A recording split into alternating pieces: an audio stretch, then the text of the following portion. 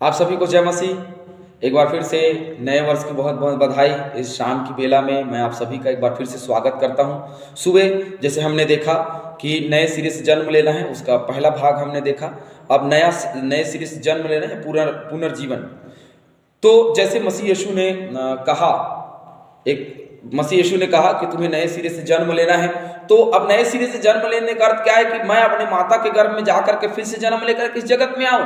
ये तो असंभव काम है, ये तो हम कर नहीं सकते। तो नए सिरे से जन्म लेना क्या है? मेरे और आपके लिए नए सिरे से जन्म लेना क्या है? मैं आपको बता, 2021 में जो बातें हुई आप 2022 में इसको मत दोहराइए। जैसे परिवार में कला है, परिवार में कला है और ये है वो है, लड़ाई झगड़े, सबको भूल जाइए। चलिए पढ़िए, गलातियों की पत्री 6:15 में लिखा है, क्योंकि ना खतना और ना खतना रहित कुछ है, परंतु नई सृष्टि बनने के लिए नया जन्म लेना आवश्यक है। सही बात है, नई सृष्टि बनने के लिए नया जन्म लेना आवश्यक है। हम पुराने जीवन में रह करके नई सृष्टि या नया जीवन नहीं प्राप्त कर सकते। मेरे और आपके लिए सोचने वाली बात है। सोच करके देखिए कि जो पुराना जीवन में हम जी रहे हैं या जो पुरानी स्थिति में जी रहे हैं, उस स्थिति में प्रभु हमको ग्रहण नहीं करता। मैंने बहुत पहले एक वीडियो डाला था कि भरमाने वाला शैतान हमको भरमा करके रखा है कि हम पाप में हैं, अपराध में हैं, या थोड़ा थोड़ा हम पाप कर रहे हैं, छोटी छोटी हमसे गलतियां हो रही हैं। उसके बाद भी प्रभु हमारी प्रार्थना सुन रहा है, उसके बाद भी प्रभु की अगुवाई हमें मिल रही है, या हम भविष्यवाणी कर रहे हैं, या हम दर्शन देख रहे हैं, या हम स्वप्न देख रहे हैं, या हम वचन निकाल रहे हैं, तो परमेश्वर हमारे साथ है। तो मैं आपको बता दूं, ना भविष्यवाणी करने वाले ना ये सब लोग, कोई स्वर्गीय राज्य में नहीं जाएगा। सिर्फ वही जाएगा जो नए सिरे से जन्म लिया हुआ है। परमेश्वर के बड़े बड़े काम कर लेने से कोई स्वर्गीय राज्य नहीं पा जाता, क्योंकि सबसे पहले न्याय पास्टर और पासवानों और जो अमुख्य लोग हैं जो मसीह यीशु के प्रचार में शामिल हैं, ऐसे लोगों का न्याय सबसे पहले होना है। और ऐसे लोगों का न्याय सबसे पहले होना है, इसका मतलब आप समझ जाइए कि ना ही कोई भी व्यक्ति जो मन बदला हुआ है, जो नए सिरे से जन्म लिया हुआ है, वही व्यक्ति स्वर्गीय राज्य में प्रवेश कर सकता है। मेरे और आपके लिए अभी इस समय सोचने वाली बात यही है। सोच करके देखिए, अगर मैं उसी स्थिति में हूं, तो उस स्थिति में मुझे परमेश्वर ग्रहण करेगा? सोचेंगे तो कभी नहीं ग्रहण करेगा। अगर उस स्थिति में ग्रहण करना होता तो एक व्यक्ति जो प्रभु यीशु मसीह के पास में आया और उसने कहा, प्रभु मैं अनंत जीवन पाने के लिए क्या करूं? बोला ना, जा अपने धन को कंगालों में बांट दे। तू धनी होकर के तो स्वर्गीय राज्य में प्रवेश नहीं कर सकता ना। तू धनी होकर के स्वर्गीय राज्य में प्रवेश नहीं कर सकता, तो क्या करना पड़ेगा? अपना धन बांट दे। तू गरीब होकर के स्वर्गीय राज्य में प्रवेश करेगा। मेरे और आपके लिए है ना, कि तू गरीब होकर के स्वर्गीय राज्य में प्रवेश करेगा, ऐसे नहीं करेगा भैया। तो यहां लिखा है कि जैसे पुरानी व्यवस्था में लिखा था, खतना रहित और खतना वाले लोग परमेश्वर के लोग हुआ करते थे, ये चिन्ह हुआ करता था, तो खतना कराते थे। तो यहाँ पे मैं आपको बता दूं, कोई ऐसा नियम नहीं दिया गया। कोई खतना वाले हो या कोई खतना वाले ना हो, कोई फर्क नहीं पड़ता। फर्क ये पड़ता है कि आप वो नई सृष्टि है किसमें? मसीह यीशु में तुम नई सृष्टि हो। तो मसीह यीशु में नई सृष्टि कौन है? जो उसके खून से खरीदा हुआ है। मुझे और आपको परमेश्वर ने अपने पुत्र के खून से खरीद लिया है, और जो उसके निपालक पुत्र हैं वो उस मन फिराए हुए लोग हैं, मन को बदले हुए लोग हैं, और वही नए सिरे से जन्म किए हुए लोग हैं। नए सिरे से जन्म लेने का अर्थ क्या होता है? बोला है कि मत्ती रचित सुसमाचार उसके 3 अध्याय उसके 8वें पद में लिखा है, मन फिराव के योग्य फल लेकर के आओ। तो फल लेकर के आना पड़ेगा। मन फिरा लिया मैंने तो कह दिया मुंह में कि मन फिरा लिया मैंने, लेकिन मेरे अंदर में वो फल भी तो दिखाई देना चाहिए। बहुत सारे आज मसीही लोग हैं, बहुत सारे आज विश्वासी लोग हैं, बहुत सारे पासवान हैं, पादरी हैं, और बहुत सारे लोग हैं जो ये कहते हैं कि हमने मन फिरा लिया है, हमने जीवन को बदल लिया। लेकिन मन फिराने की बात जो आती है, उसमें आत्मा के 9 फल कहाँ हैं? आज मेरे और आपके जीवन में पवित्र आत्मा की कमी है। लोग बोलते हैं कि अरे वो तो पवित्र आत्मा से सामर्थ्य से भरा हुआ है, तुम क्यों नहीं भर सकते? हम सबके जीवन में पवित्र आत्मा का होना बहुत जरूरी है। मेरे और आपके जीवन में अगर पवित्र आत्मा होगा तो ही हम नए सिरे से जन्म ले सकते हैं, और नहीं तो फिर मैं और आप वही पुराने जीवन में हैं।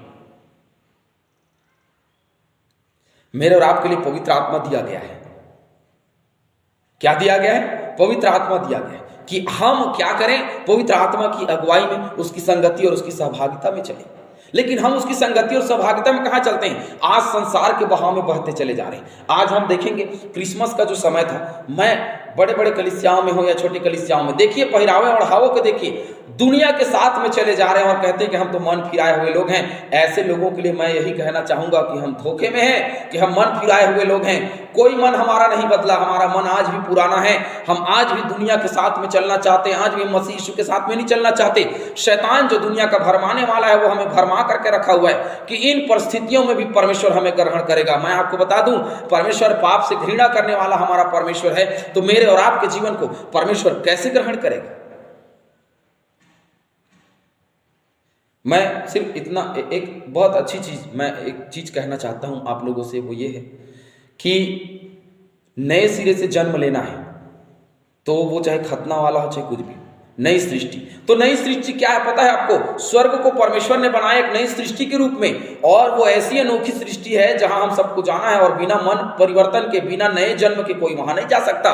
यहाँ पे जब परमेश्वर ने जगत की सृष्टि की, तो जगत की सृष्टि अब हमारे लिए पुरानी हो गई है। और नई सृष्टि क्या है पता है? जब हमें उसने बनाया तो हमने पाप किया। अब नई सृष्टि क्या है पता है? जब हम पापी हैं, हम पाप कर रहे हैं, उस दशा को छोड़ करके मसीह यीशु के साथ में चले जाना, यही हमारे लिए नया जन्म है।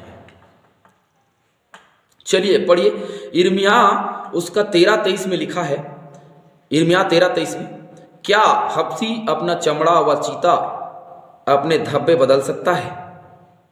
हबसी अपना चमड़ा नहीं बदल सकता, चीता अपने धब्बे, चीता के शरीर में देखेंगे, चीता का जो शरीर होता है धब्बा धब्बा सा रहता है, तो क्या वो अपना धब्बा मिटा डालेगा? लिखा है आगे, क्या लिखा है? यदि वे ऐसा कर सके तो तू भी जो बुराई करना सीख गई है भलाई कर सकेगी।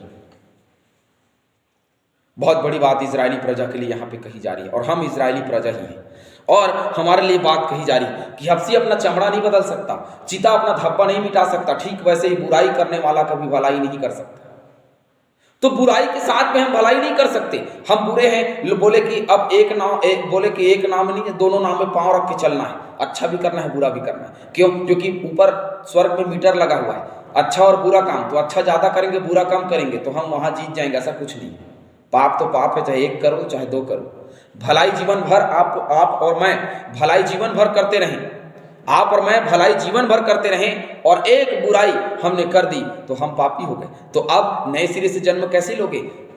यूहन्ना रचित सुसमाचार 3:16 में जैसे लिखा है कि उस पर विश्वास करेंगे तो नाश नहीं होंगे। हमें नष्ट नहीं होना है, और जो नए सिरे से जन्म लेता है वो नाश नहीं होता, और जो पुराने सिरे से जन्म लिया हुआ है वो हमेशा नाश किया हुआ है। चलिए पढ़िए, यिर्मयाह 17:9 में लिखा है, मन तो सब वस्तुओं से अधिक धोखा देने वाला होता है। मन सब वस्तुओं से धोखा देने वाला होता है। वास्तव में ये जो मन है ना, हम सबको धोखा दे करके रखा हुआ है। क्यों? क्योंकि शैतान मन को भरवाने वाला है, शैतान मन को ही भरमाता है। मेरे और आपका मन शैतान के द्वारा भरमाया हुआ है कि हम जिस स्थिति में है उसी स्थिति में प्रभु हमको ग्रहण करेगा? बिल्कुल नहीं करेगा। हमें नए सिरे से जन्म लेना अवश्य है। लिखा है उसमें तो असाध्य रोग लगा हुआ है, उसका भेद कौन समझ सकता है?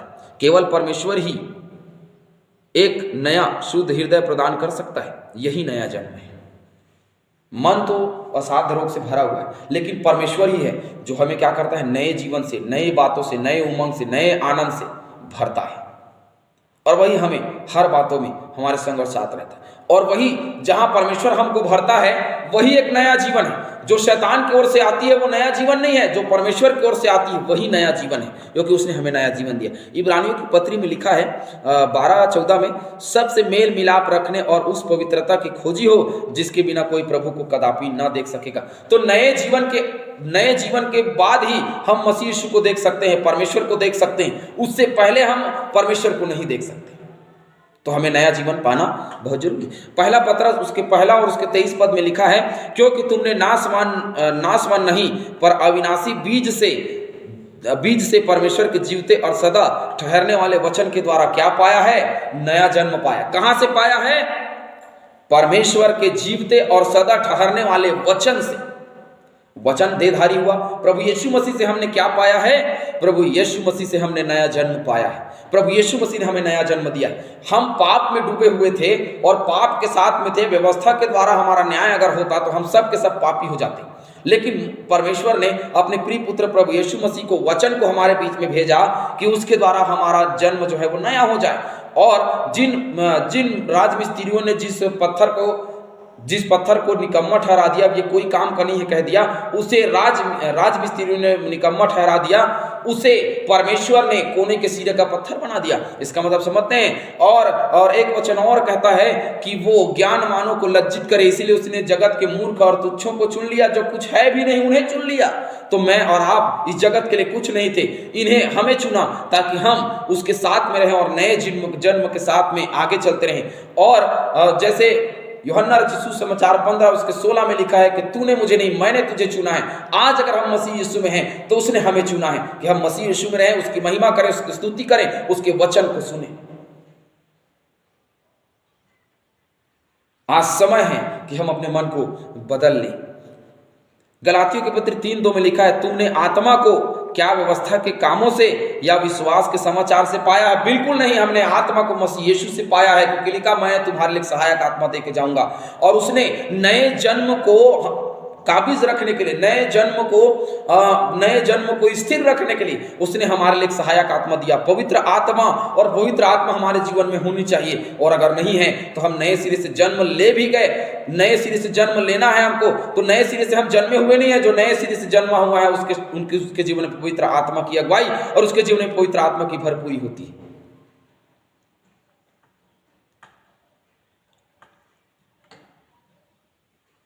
यूहन्ना 1:13 में लिखा है, वे ना तो लोहू से, न शरीर की इच्छा से, न मनुष्य की इच्छा से, परंतु परमेश्वर की इच्छा से उत्पन्न हुए। मैं और आप किसी से उत्पन्न नहीं हुए। मैं और आप नए सिरे से किसी की इच्छा से जन्म नहीं लिए। हमने सिर्फ परमेश्वर की इच्छा से नया जन्म पाया है, क्योंकि वो चाहता था कि हम नए जन्म को पाएं।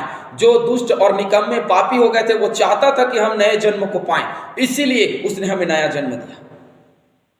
एक माँ जिसने हमें इस जगत में लेकर के आया, ये एक नया जन्म है। लेकिन उसके बाद में जो हम पाप में चलते चले गए, क्योंकि हम तो माँ के गर्भ में जब आए तभी हम पापी हो गए, और इस जगत में आए तो फिर पाप में पाप करते रहे। लेकिन प्रभु यीशु मसीह के लहू के द्वारा उसने हमें खरीदा, परमेश्वर ने, और खरीद करके हमें नए जन्म में ला खड़ा किया। आज हम नए जन्म पाए हुए लोग हैं। तो नया जन्म पाया हुआ लोग आत्मा की भरपूरी, आत्मा के 9 फल से भरा हुआ होता है, और वही नए जीवन को प्राप्त करता है। नए जन्म का अर्थ सिर्फ इतना ही है, पाप और अपराध में हम चल रहे थे, हमें उन पाप और अपराधों को छोड़ करके मसीह यीशु पर विश्वास करना है और परमेश्वर के साथ स्वर्गीय राज्य में जाना है। पौलुस कहता है कि मैंने अपनी दौड़ पूरी कर ली। बहुत अच्छी बात। पौलुस कहता है कि मैंने अपनी दौड़ पूरी कर ली और वो इनाम पा गया, क्योंकि उसने कहा ना, मैं उस दौड़ में शामिल हूं कि मैं दौड़ूं तो ऐसा दौड़ूं कि मैं इनाम पाऊं। और जो कोई भी स्वर्गीय राज्य की ओर दौड़ता है, सबके लिए इनाम है और सबको इनाम मिलता है। सबके लिए एक इनाम रखा हुआ है परमेश्वर ने, और क्या मालूम? जीवन का मुकुट। उसने मेरे और आपको जीवन का मुकुट दिया है, और यही जीवन अनंत जीवन का मुकुट है। सामरी स्त्री को प्रभु यीशु मसीह ने कहा, तू मुझे जल पिला तो मैं तुझे जीवन का जल दूंगा। और उसे जीवन का जल दिया प्रभु ने, और जब वो जीवन का जल पिएगा तो कभी प्यासी नहीं होगी। और उसके बाद में लिखा है कि वो कभी प्यासी नहीं रहेगी। क्यों? क्योंकि जीवन के जल में इतनी सामर्थ है कि फिर से हमें प्यास नहीं लगेगी। और मेरे और आपको संसार की प्यास है, और उसकी प्यास को परमेश्वर बुझा देता है और कहता है कि संसार की प्यास ना रखो, क्योंकि जो आशीष तुम संसार में रहते हुए, संसारिक काम करते हुए पा रहे हो, उससे कहीं ज्यादा आशीष हम आत्मिक रूप से आत्मा में काम करके पा सकते हैं। इस रात्रि के बेला में अपने बिछौने में अगर हैं तो आप स्पष्ट रूप से मनन करिए। आज 3 जनवरी है। आप इस बात को मनन करिए, सोचिए, समझिए कि मैं और आप किस जगह में जा रहे हैं। अगर हम पाप में हैं तो हमें बदलना पड़ेगा अपने सोच को, अपने विचार को, अपने चरित्र को, अपने चाल चलन को, अपने स्वभाव को। क्योंकि तुम्हारा स्वभाव मसीह यीशु के समान हो, तो स्वभाव को सबको बदल करके नया करना पड़ेगा। हमें नए सिरे से जन्म लेना है, और जो नए सिरे से जन्म लेगा वही अनंत जीवन का भागीदार है। जैसे कोई माता के गर्भ से वापस जाकर के नहीं आ सकता, वैसे ही कोई व्यक्ति पाप करके परमेश्वर से नहीं बच सकता। यूहन्ना बपतिस्मा दाता ने मत्ती रचित सुसमाचार 3 और उसके 7वें पद में कहा है, हे साहब के बच्चों, तुम्हें किसने जता दिया कि तुम आने वाले क्रोध से भागो? कभी नहीं भाग सकते, कहीं नहीं भाग सकते। तो क्या करना पड़ेगा? भाग तो नहीं सकते, तो हमें क्या करना पड़ेगा? अपने मन को फिरा करके मसीह यीशु में जीवन बिताना पड़ेगा। हालेलुया। मसीह यीशु में जीवन बिताइए। ये जो 2022 का समय है, मसीह यीशु का समय है, हमारे जीवन के बदलाव का समय है। हम कोरोना जैसे महामारी में मर भी जाते हैं, या और दूसरे बीमारी में, एक्सीडेंट, कुछ ही चीज में हम मर जाते हैं, तो मेरे और आपके लिए इतनी निश्चितता होनी चाहिए कि मैं अगर मर जाऊं तो स्वर्गीय राज्य को पा जाऊं। हालेलुया। इतनी निश्चितता अपने मन में रखिए। इस रात्रि की बेला में अपने बिछौने में परमेश्वर से प्रार्थना करिए और कहिए कि प्रभु तू मुझे इस योग्य बना कि मैं नए सिरे से जन्म ले सकूं, और प्रभु तू मुझे इस योग्य बना कि मैं नए जन्म को प्राप्त करके तेरे स्वर्गीय राज्य में क्या कर सकूं? प्रवेश कर सकूं। Hallelujah, hallelujah. प्रभु आप सभी को आशीष दे। एक बार फिर से नए साल की बहुत बहुत बधाई हो। प्रभु आप सबको आशीष देवे।